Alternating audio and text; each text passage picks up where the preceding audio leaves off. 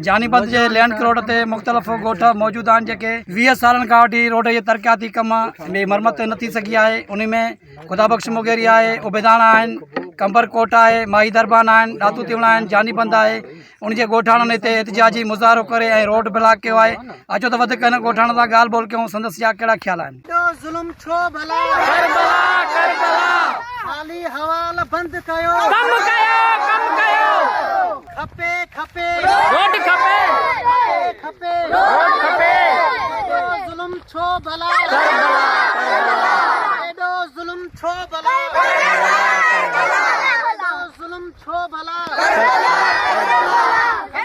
खपे तो लगे तो को साइड में मोटरसाइकिल आउ न कि टका थी तो वञे, कंहिंजो अखि हलियो तो वञे, तो कंहिंजो मथे रत मुगाड़ो थी तो वञे, कंहिंजो पेर ज़ख़्मी, ज़ुल्म लॻो पियो आहे, सफ़ा कहर लॻो पियो आहे। असांजो हक़ आहे, रोड असांखे हक़ ॾियो, रोड महिरबानी करे ॾियो। MP MN नादर ख़ान मक्सी चांहि ॾियो, बोरान ख़ान खे पार्टी जा माण्हू आहियूं, सदा ईअं असां पैदा थिया आहियूं, उन खां वठी होश संभालियो आहे त असांजे ॻोठ में झंडा पीपुल्स पार्टी जा हूंदा आहिनि। बसि जॾहिं इलेक्शन थी आहे, जीअं भुटो लॻी पई आहे। अॼु ताईं कुझु उहो आहे असांजे तरक़ियाती कमु, हाणे रोड बचियो आहे, ॿिया त कुझु तरक़ियाती कमु कोन था थियनि। रोड आहे, महिरबानी करे असांखे रोड ठाराए ॾियो, बसि ख़ुदा रोड खपे।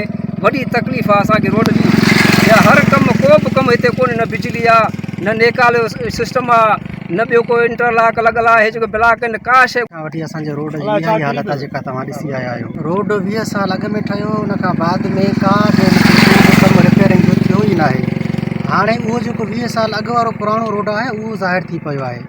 जीअरा पथर पिया आहिनि, का बि जेकॾहिं कंहिं माण्हू खे तकलीफ़ थिए थी, का बीमारी आहे, को ॿियो केस आहे, त असां हिन रोड सां वञूं था त मरीज़ जेकॾहिं सिहतमंद आहे त उहो सिहतमंद मरीज़ खामखा जेको आहे उहो वरी अञा जेको आहे उन खां बि हलियो थो वञे। असांजो हिते वॻण खां वठी तक़रीबन 25 किलोमीटर आहे लाड़काणो, पर वॻण खां लाड़काणो एतिरो टाइम नथो लॻे जेको असांजे ॻोठ खां वठी फाल ताईं असांखे टाइम थो लॻे।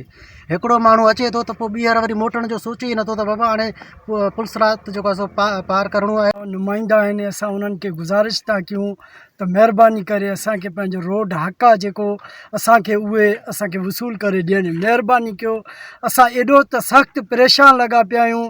असांजा मरीज़ जेके आहिनि त बीमार आहिनि, उन्हनि खे खणी था वञूं, रस्ते सां बि उहे ख़तमु थी वञनि था। असां मुतालबो कयूं था नुमाइंदड़ चूंडनि खे, MNA MPA इन्हनि खे असां गुज़ारिश था कयूं त महिरबानी करे असांखे रोड जो सहूलियत फराहम करियो।